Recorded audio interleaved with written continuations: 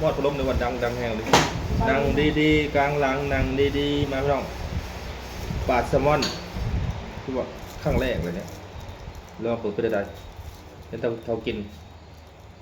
มันสีแบบยังครับแบบปลาแซลมอนสดๆเนาะมันสิละลายในปากบอกเขาว่า ละลายนี่แหละเฮ้ยมันอืมครับมันหวาน ลูกกับหัว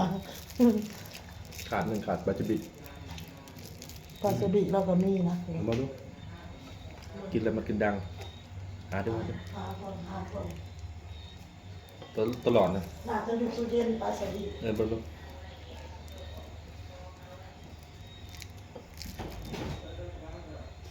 อืมอืม เดี๋ยวจะอิ่วอ่ะ ไม่เอาเมื่อก่อนเขาบอกกิน มันกินเลย นี่น้องมันจะเข้ากันมาซิบิกับปลาแซลมอนแล้วงั้นแล้วตกต่างเด้อ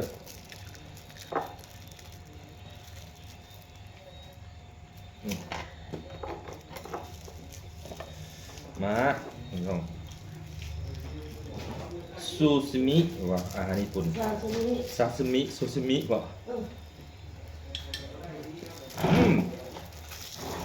เอาตอนนี้ใหญ่เลย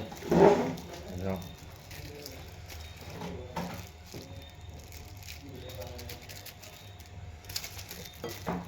ทำขึ้นดังเลยกินได้ปะวะ ใส่ลายหมดอ่ะ อืม ใส่ลายกิน บอก ได้ ตัวลายก่อนเอาคำหนึ่งพี่น้องจัดไปอืม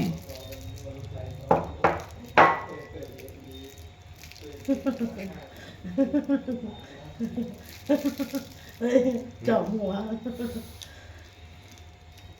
ครับ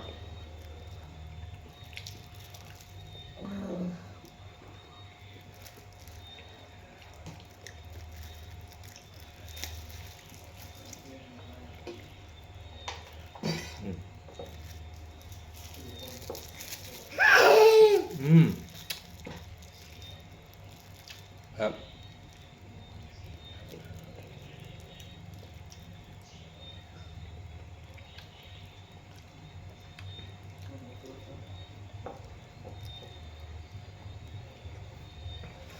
ปลาสบิกับแจ่วซีฟู้ดอะไรเข้ากันเฮ้ย เสิร์ฟเนื้อยาง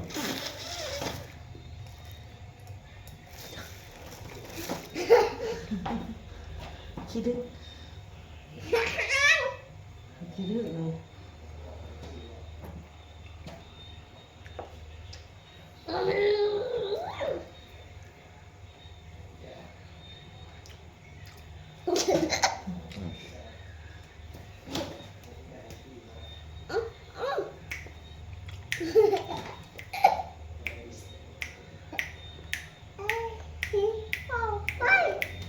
ในวันที่ผู้คาย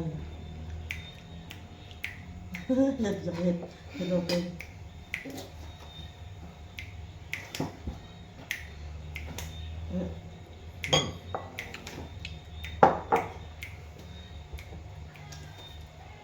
เขาอื่นในซีเนียนเขาอื่นในซีเนียน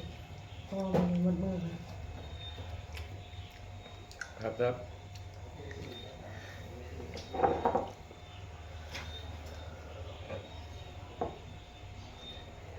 อืม FC ก็ว่าแก FC ตรงหลังหลังดีตัวจะล้มเพราะฉะนั้นจะงานตับต่างหากอย่าอมเดี๋ยวขัดลึก มาขายแม่ขายให้แม่ขาย อย่า ให้ เอาอย่าหนองตุ้งหนองตุ้งนำคุมพาอมยังนี่เวทตีรถเด้อคุมตุ้งนำคุมยังตายรถ กิน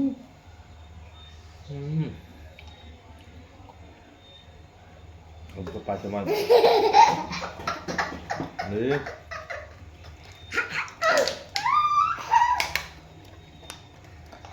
ดีกว่าแห้ง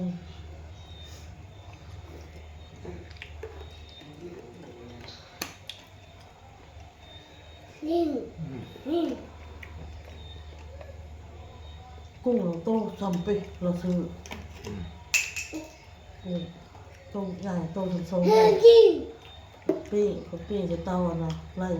นะก็ ก่อน ไล่ทอดนะหม้อนะคะ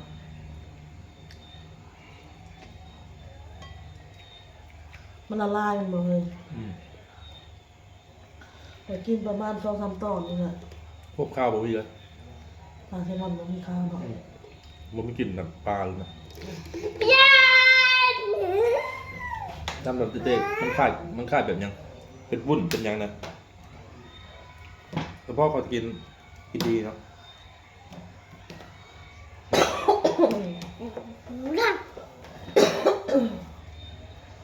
โมเฮ็ดเรียกเขานะผมกินปลาแซลมอนได้ป่ะ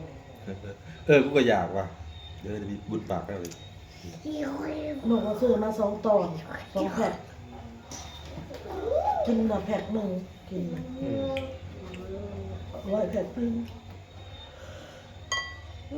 ยังปลาหมึกอีกทั้งกุ้งทั้งปลาหมึกเราซื้อมากุ้งอ่ะกินแล้วยังปลาหมึกยังบริเห็ดซ้ำเราคิดว่าหมูเราจะมาหลายคนได้หมูอะไรมาเอาบะหมี่นะลูกบะหมี่แล้วบะหมี่ปลาหนกผ้าไหม เกี่ยงเราแล้วก็ต้องเอาไปกินน้ำเนาะ คลิปนี้ก็มาต่อจากเบาเต้กินปลาแซลมอนนะพี่น้องเนาะนกเพิ่นก็ซื้อซีนมาลาบพี่น้องอ้นกับซอยอันนี้สิเฮ็ดน้ำซุปมันอันนี้พี่น้องอันนี้สิเฮ็ดลาบสิมาเพี่ไว้เนาะพี่น้องเนาะ 9,000กับปู เพิ่นสิมากเฮือนอยู่ข้างหลังนี่พี่น้อง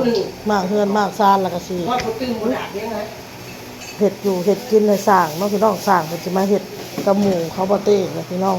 อ้นก็สิมาซอย อันนี้สิต้มน้ำร้อนลวกขูดซะก่อนพี่น้องอันนี้ก็สิซอยแบบนี้แหละซอยเฮ็ดลาบมาเพี่ไว้เนาะ โอ้ย ไอ้ของเก่าตัวใหญ่ อยากไปไม่ได้แล้วคนค้าของมาดอก เอานกมานางมาซอยพี่น้องหมูลูกแม่ซอยเวียกซอยงานซอยกันหลายๆคนพี่น้องเลยแล้วเอานกตอนเช้าเพิ่นเฮ็ดข้าวเปียกกินตอนเพลนี่เจ้าดีแล้วเจ้าได้ออก YouTube กับข่อยนี่ นางพี่น้องสิซอยมั้ยพี่น้องซอยนี่ต่อสบายดีพี่น้องมา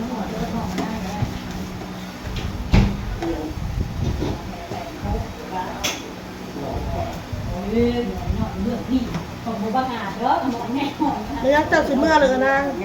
านนี่ ไข่แตกออกพี่น้องอ้นโคตรขาเมื่อวานนี่ มึงอะไร ไข่แตกออกเลยกินยาคนขาตากแดดนะเลยไข่เป็นยา มอกเลยเที่ยวแม่ไปโยนอยู่น้างอยู่บนสลิงพวกนี้มันจะก็มีแต่ผู้หายทามือแล้วแต่หนึ่งกับพวกนี้มือหูอยู่นี่ใส่ก็ผู้แจกกินตะปูผู้กระหายไปหน่อยคนตัวเองเนี่ยที่บอกหายเกิดลูกอีกหน่อยกูยังหายไปเลยมันเกิดถูกไก่เลยกูเลยยืนให้แล้วใส่มือคนละแสนแล้วเวลาผมบอกไปยี่อ้นมามันเกินแสนอยู่แล้วค่ะเดี๋ยวยืนอีก50,000ปลาอีกย้อนเกินนกเอิ้นน้ำหนานี่ใหญ่กว่าใหญ่หน่อยเกินแต่มีกูเลยแก่ใช่บ่โรคบ่ได้เกี่ยวกับเจ้ามันบ่ได้เครียด แดงแดง เอาแม่แม่เอาข้าวโพดก่อนเลยเอาได้ไรบ้าง เอา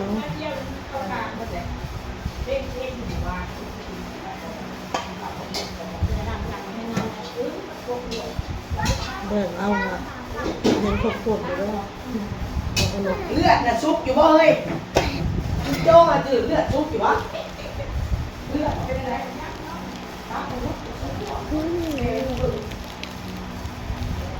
มันบ่ได้เครียดดอกมันมาเลย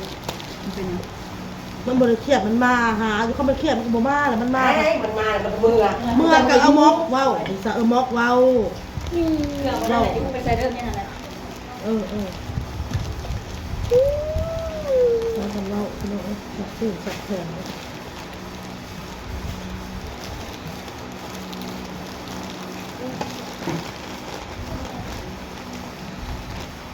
นกเบิ่งโทรศัพท์เลยเด้อวิเราบอกค่ะ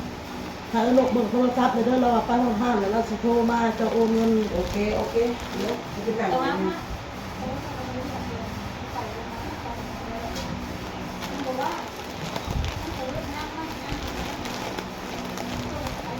เอาเบ็ดอันนี้กูเอ็ดโลเบ็ดดองกูนี่กูเบ็ดดองกูนี่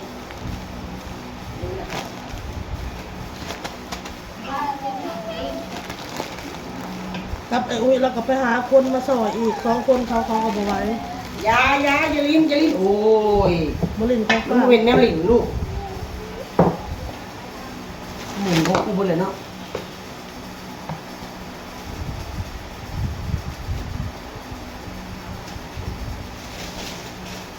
หลายแนวเว้ย นกเห็ดมันก้อนเลยบ่ กูซอยหมดแล้วของกูเด้งกูจะโจงอะไรกูวะ หรือว่าเอาตรงวัวเผานี่ใส่น้ำบ่ เอ้ากับกูให้มึงซอยงัวเผาแล้วใส่น้ เอาตัวนี้เอาเนี่ยน้ำแต่นอกสิ้นเนาะ ำซอยจะรับมึงเบดก่อนนะ ซอยหมดหมด ก็เลยก็มีปาดมือตัวเองโอ้ยหกเด้นี่ก็งัวเผานี่ก็จงไว้กูน้ำแน่น้อยหนึง นี่ส่วนตัวมันอันอ่อนๆนี่ ครับนี่จงให้เจ้านี่ครับ นี่ส่วนนี้ อันนี้ก็จงให้เจ้า ทางนี่ส่วนนี้เบิ่งนี่นี่ตัดเอาส่วนนี้มาให้กูนี่ แต่พอมันโบราณพวกเราหนก ยังหลาย ค คน น2-3คนแต่ว่ากับคุณบ่ มันแรกแล้วก็กูว่ากินแรงเลยโอ้ยสูนี่เนาะ ตัวเนี่ยแก่ยาวไปเนาะเขาจะว่ากินแรงเลยค่ะแก้มตัวยาวไปอยู่กระดาษเป็ดกับหัว เป็ดก็มีกระดูกก็มีพอเป็นพอดปลายอันใดมันก็คือเห็ดปลาหมึก ปล่อยกินไปทีละน้อย ก็เหมือนกับมี ปลาหมึกก็มี หอยแกง หอยแครงหมูมี มีหอยแครง แซลมอนก็มีในตู้ค่ะ ฟันมึงเอาพันเอาก่อนหอยแครง แพง กูยังบ่ได้ซื้อ ก็ระดับอนกแหละแพงแล้วก็ซื้อ ว่าบ้านหรือมันซีมันปัสมอนน้ำมันหกหมดแต่เห็ด โอ้ยยังอยู่ในตู้มันมาเลยกิน แต่นั่นรู้ว่ายังรู้ว่ามาแล้วก็กินแหละเทวดา เกี่ยวไปเกี่ยวมามึงอะมาเห็นเรียกมันแล้วนั่น เอ้าไปเลยได้พี่น้องเลยแบบนี้ คนจะเดินในตู้แล้วก็นก อ๋อเพราะว่าจะหอม มันจะได้หอมอะไรบ้าง เ